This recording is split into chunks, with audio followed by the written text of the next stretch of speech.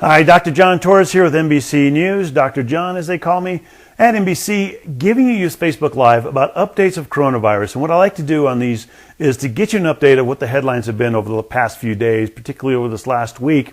Get a little behind the headlines so you have a better understanding of what that means. So it's not just one sentence, but it's an understanding of what the story means, and particularly what it means for you and your loved ones, and how you can help improve your own health and hopefully help the rest of us get through this pandemic as quickly as possible. Now, the first one I want to talk about, and then also answer your questions. Always have fantastic questions, so please send as many of those this way as you can. Now, the first one I want to talk about are updating numbers right now that we have around the world, because those numbers have really jumped up high. And unfortunately, here in the United States, we've made some metrics that we hope we wouldn't get to at least this point, but we have. And so right now here in the U.S., 8 million confirmed cases here in the United States. Of that 8 million, 218,000, almost 219,000 deaths. Now, these again are numbers that we never hoped we'd reach, but we have, which shows us just how much this coronavirus, the pandemic, has grown exponentially since we started hearing the first cases back in February. And if you remember, back then we'd hear about a case here, a case there, and there was a few hundred cases and a few thousand cases. Well, now we're seeing tens of thousands of cases a day here in the U.S. And by some estimates, that is just the tip of the iceberg. By some estimates, if you look at these numbers, it's around 2% of the population. Some estimates are that about 10% of the population has actually been affected by coronavirus. And although that higher number does drop down the death rate, it doesn't do anything to the actual numbers of deaths that have been occurring. And again, over 200,000 here in the United States. But looking at it worldwide, expanding that view a little bit to see what's going on around the rest of the globe, right now around the world, 39 million cases, 1.1 million deaths around the world. And if you look at the numbers here in the U.S.,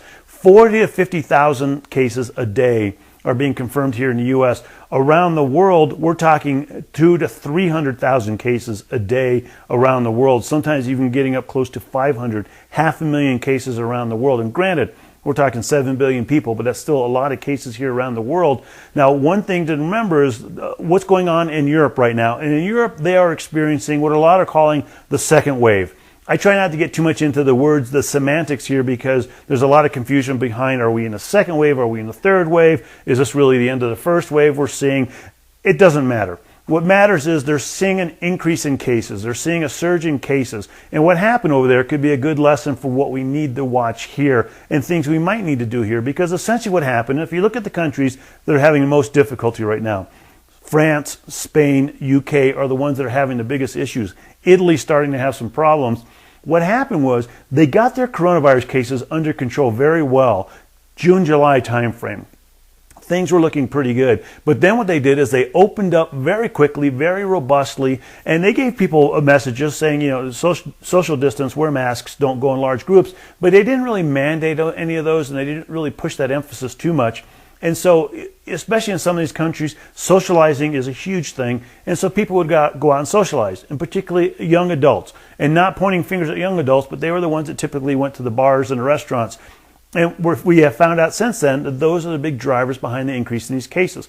Well, so now fast forward to October, and what's happened is you're seeing a big increase in cases over there to the point where these countries are starting to look at shutting back down certain sectors of the society.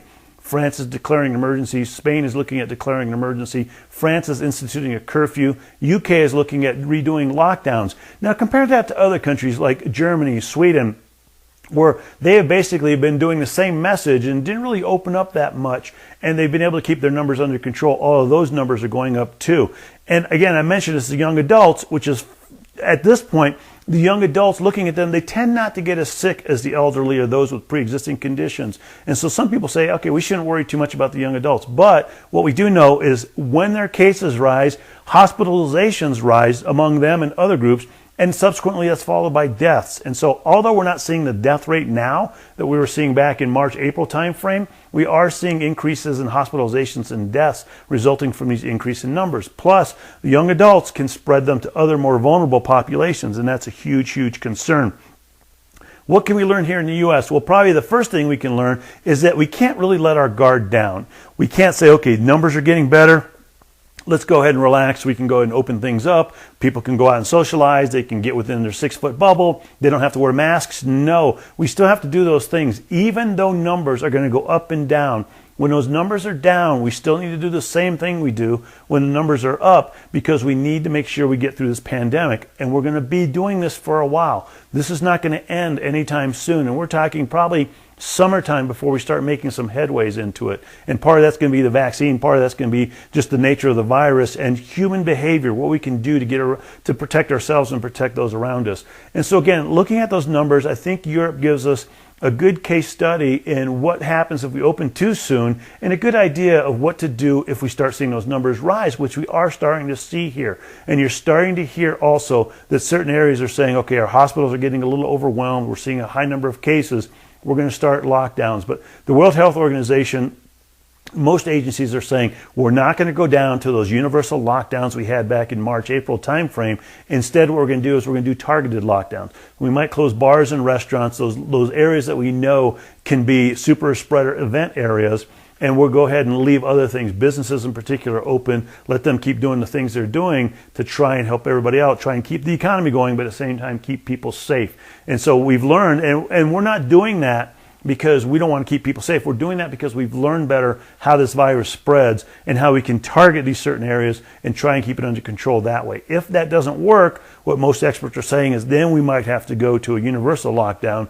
And that's why it's up to us to make sure that we do follow these guidelines, follow these recommendations. So that's just hopefully as far as we have to go at this point. But again, looking at the numbers, here in the United States, 8 million cases, over 200,000 deaths worldwide, 39 million cases, over 1 million deaths around the world. Now, the second thing I want to talk about is kind of what I alluded to there, carpooling, small groups. Actually, some studies came out showing that carpooling can actually increase the spread of coronavirus. And here's why. Because when people get in a car, they can't social distance. Oftentimes they don't wear masks. But people in certain areas, and some people just have to carpool by the nature of them trying to get to work or trying to get to school or trying to get to wherever they need to go to, they have to carpool. So the CDC and other experts have come up with some tips on how you can do that safely, and I'll go over those in a minute. But the other thing are also the small groups. We're finding out that these small group gatherings, and by that we mean family gatherings, are one of the big drivers behind the pandemic. And so having 3, 4, 5 families get together is a big issue, because that seems to be driving the pandemic in a lot of different areas. And that is a big concern. I had a Facebook Live yesterday, I call it Doc to Doc, with a Dr. Carlos Del Rio out of Emory University. He's an infectious disease doctor. An incredible guy, a lot of knowledge about this. And what he's saying, and his big concern is, we're going to have 6 weeks of super spreader events coming up. And by that, he means the holidays, Thanksgiving to New Year's Eve. And that's typically a time when we get together with family and friends, and we have a lot of events. And if you remember, as we get closer to the holidays, in the midst of the holidays, and the big ones, December time frame, a lot of gathering of families. You have to think about that, and you have to think about ways to do it safely. One of my other Facebook Lives actually covered some safety tips, and in a week or two I'll go over a few more that the CDC has come out with. But essentially, it's knowing where you're going, knowing who you're with. And a big tip that I have is, instead of trying to do every holiday party like we've done in the past, just pick one. Pick one this year that you really want to go to. Make that the emphasis of the one you go to. Be the person that helps make sure it's a safe event, and you can enjoy it as best you can, but realize this year is going to be different. And if we can make this year different, we can keep it safe, then hopefully next year we get back to more of a normal type of holiday, and we don't have to do the same thing again next year. But realize these things are driving it. Now, as far as carpooling, a couple of tips. If you're in a carpool, one thing you want to do is minimize the amount of people. So if there's somebody that doesn't necessarily need to be there, then fine. But if they have to be there, there's things you can do to try to keep safe as well. Everybody in a carpool who's not in the same family should be wearing masks. So point blank, wearing masks, because you're less than 6 feet away from each other. You just can't help that in a car. On top of that, when you're driving around, especially if the weather allows it, keep the windows down. Let that air circulate throughout. If you're sick, stay home. If you've been sick in a car, if you get sick today, let people that you carpool over the last couple of days with know, because they might have to quarantine as well, especially if you test positive for COVID-19. And a big tip too, while you're waiting for the carpool, if you're waiting with other people, remember social distance. Remember to wear masks. And the carpool person itself, the driver, Clean your car. Continuously clean your car. When you're done with it, make sure you clean it very well. That way you don't spread viruses to your family or other people that might be more vulnerable. So that's carpooling. And then the last thing I want to talk about is the word, phrase you've probably heard about over the last couple of days, herd immunity. It's been in the news a lot. And there's essentially two different thoughts on herd immunity. There's a paper that came out, and it was signed by a few epidemiologists and a lot of people that they're still trying to track down the names of the people, because some of them are fictitious names. We know they are. And looking at those names, it's hard to tell exactly who is behind this petition. But essentially what it is saying is that we should do what's called herd immunity the natural way. And by that we mean letting the disease run its course so enough people get sick, they recover from it, they get immune enough to where they can protect the community. Well, here's what herd immunity is. Herd immunity means that enough people are protected from the virus that the rest of the community can be protected as well. With coronavirus, most experts think around 60%. The estimates have been 40 to 80%. So around 60% of people need to have some kind of immunity to coronavirus to protect the rest of the community. Meaning, if 60% of people have that immunity built in, then the other 40% are protected whether they have it or not. There are two ways to get herd immunity. The first way is essentially to let the disease run its course. People will get sick. Hopefully they recover. If they recover, then they develop an immunity to it for the most part. And then that immunity can help them, prevent them from spreading it to others. But again, listening to what I'm saying there, if they recover, if they get sick, if they don't die from it, then they get that immunity. That's the natural way of doing it. And what these petitioners are saying is what we should do is let the virus run its course. In other words, let it do what it's going to do, especially with young adults. Don't put too many mandates on them as far as masks, social distancing, closing bars, that type of thing. Let it run its course, and eventually the virus will get to the point where enough people are immune that it will go ahead and it will give immunity to the rest of the community. But remember the numbers I just went over there. Around the world, 39 million with 1 million deaths. There is a modeling organization out there that basically is called International Health Metrics, and they came out with estimates on what would happen if we did just that, if we let natural immunity take hold, if we let the herd immunity happen the natural way. They estimate that here in the U.S. we'd have 1 million deaths. Other people have estimated 2 million deaths by doing that. Worldwide, 13 million deaths. So think about it. We'd have the same number of deaths here in the U.S. that are in the world right now. And that's a huge number of deaths, especially considering we're only at 200,000. We are at 200,000 right now. That's 5 times the number, possibly 10 times the number of deaths that we have right now by letting this happen. Now, the other way this can happen is through vaccination. And that's exactly what vaccinations are used for. They are used to give us herd immunity, but at the same time not giving us the disease, letting us evade the disease. And so the hope is that once we get this vaccination, we can vaccinate enough people to get that herd immunity built up that the rest of the community can be protected. And so you're looking at two different areas here. One is the natural process, which historically has happened before vaccines. It's been devastating. It has been deadly. If you look at all the different pandemics that have happened out there, that was done. Those pandemics usually ended because of a herd immunity, but they ended after millions and millions of deaths. Don't want that to happen now. So the other way to get it is through the vaccination program. The vaccination program, what it does is it basically allows us to get that herd immunity, at the same time allows us to protect people from getting sick.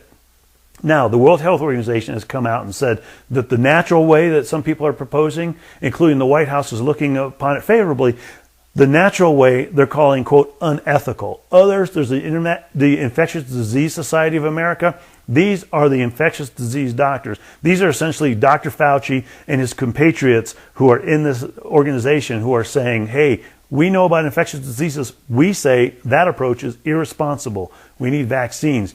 But one caveat, remember, vaccines are not going to be the end-all to this pandemic. They're going to be one tool we can use to try and end the pandemic, but we need that human behavior as well. We need to make sure that we do those things that we need to do. Wear a mask, social distance, wash our hands to try and keep it under control. So again, looking at those two things, it looks like that herd immunity that some are proposing could be deadly. And we want to make sure that that's not the way we go. We go with a vaccination program. So covering the headlines real quick again. Around the world, here in the U.S. in particular, cases have gone up, deaths have gone up, and they're continuing to going up. In Europe in particular, they're seeing their second wave. Here in the U.S., we're seeing a surge in cases across different areas. again, the semantics of whether it's a wave or a surge, or there are more cases happening, and they look like they're going to continue to happen as we get into the winter. So we all need to buckle down a little bit. Carpooling, small groups, the small groups in particular seem to be driving part of that pandemic. So be very careful, especially during the holidays with small groups. Make sure you protect yourself and you protect them. And then this herd immunity. The rational way to get the herd immunity is by vaccinations. And that way people can get immunized against the virus itself, but at the same time not get sick from the virus, because we know the more get sick, the more are going to die from it. Not something we want to have happen. So let me see if we have any questions here. So they're reporting 8 million cases, but are the COVID numbers really cases, or are they positive tests that were reported? So the numbers we're seeing here are positive tests that are reported. By estimates, that is only 1/5 of what we have out there right now. Again, they're estimating this is about 2% of the population has tested positive for coronavirus at this point. But some estimates are saying 10% of people probably have it, and they're basing that on science, not just on guessing. What they have done is they have done serosurveillance. In other words, they have taken people's blood that they have given for different tests around the world, around this country. And so imagine you go in to test your cholesterol. Well, they've taken that blood and they've looked to see if by chance you have antibodies to coronavirus. And they found out, based on that around 10% of people have probably been exposed to coronavirus, and a lot of those didn't know they have it, because we know a lot of people can be asymptomatic or mildly symptomatic and not know they have it. So those numbers are fairly accurate. We're talking 8 million. Doesn't look like there's an end in sight, so that number is going to definitely climb higher. There have been news lately on the vaccines. Can you give us an update? So there's been a lot of news on the vaccine, and what's happened is that there's been halts in trials, there's been pauses in trials, a lot of things going on behind the scenes. So right now there are around 200 vaccine candidates around the world that are being processed, that are being looked at through different companies, that are being manufactured, that are being tested. Of those 200, here in the U.S., there are 5 that are in contention, 4 definitely at the head of the race, that we think we might be getting this vaccine authorized by the end of the year, beginning of next year, and then distribution can start. As Dr. Fauci said, he expects distribution to the general population, that's you and I, probably April timeframe. But what we're looking at here over the past couple weeks is you've seen holds and pauses. Now I want to explain the difference here. Now, some of the vaccines have been paused because they found what they call an adverse event. And so anytime there's a trial that goes on, and this typically happens behind the scene because most of us don't hear anything about these trials until all of a sudden this drug gets approved and look, oh, this drug's great. It went through all these trials and it looks like it's doing pretty well. But typically, this is very common. What happens is in the middle of the trial, you can imagine they have 30 or 60,000 people. Half of those get the vaccine, half get a placebo. But the researchers, people getting the shot, you don't know which one you're getting because it's what we call double blind. In other words, nobody knows what you're getting until after the trial's open. They open up all the data and then they say, oh, you got the vaccine or you got the placebo. And that way they can analyze the data without bias to see if the vaccine is actually working. Again, once it's all said and done, and sometimes they do it partway through these trials. But what happens is if they have these 30,000 people and somebody gets sick, they get what's called an adverse event, then what they do is they put a pause on it and they say, well, let's find out. Let's look at this. We want independent researchers to come in and tell us whether this is because of the vaccine, because if it is because of the vaccine, we need to stop doing this because we don't want to get other people sick by continuing the trial. Or is this something that would have happened anyway? Take, for instance, somebody gets a vaccine and they have a heart attack 2 days later. Would they have normally had the heart attack? Did they even get the vaccine? Did they get a placebo? What caused that? If it's the vaccine that caused it, then you need to stop, figure out what's wrong, and revamp everything and go again. However, a lot of times these happen just because, again, there's 30,000 people involved. They're bound to get sick from something just by sheer numbers. And so they'll put a pause on it. Independent researchers will look at it. They'll say the vaccine still looks like it's safe. It looks like it had nothing to do with the vaccine, and we'll go ahead and push forward with the trial. That's a pause. Now, a hold. So a pause is done internally by a company. A hold is done by a regulating authority, in this case, the FDA here in the U.S. So in one trial, the FDA came in and they said, hey, we're seeing these neurological issues that have happened to some of your patients. We're going to put a hold. In other words, we're going to make you stop your trial. We'll go ahead and analyze the data. We'll get independent researchers to analyze it, and we'll tell you when you can restart it. That puts it in a little bit more serious category because they think there might be something in there they need to investigate. Doesn't mean it had anything to do with the vaccine. It just means that they're more concerned about it. And so, again, the pause means that the company itself is looking at it. The hold means that the FDA is looking at it, and we've had both happen here. Again, not uncommon for trials because just by the sheer number of people that are getting the vaccine or the placebo, you're going to have adverse events. They just want to make sure those adverse events aren't related to the vaccine. And so for us, that should give us a good clue that they're looking at safety very, very heavily. And so they're going to make sure that it's a safe vaccine or as safe as possible before they come out. To help them with that, there's actually a group called COVAT that just started up. And these are vaccinologists who are independent. They're not with the companies. They're not with the government. They're independent. And they want to get the data and analyze it. COVAT stands for Coronavirus Vaccine Analysis Team. And some of these experts I know, they're very smart and they're very honest and they want to look at this. They want to make sure that they can give us good information. And as most people have said, hey, if I can get independent doctors to tell me it's safe, then I'll go ahead and get the vaccine. So hopefully that helps out a little bit.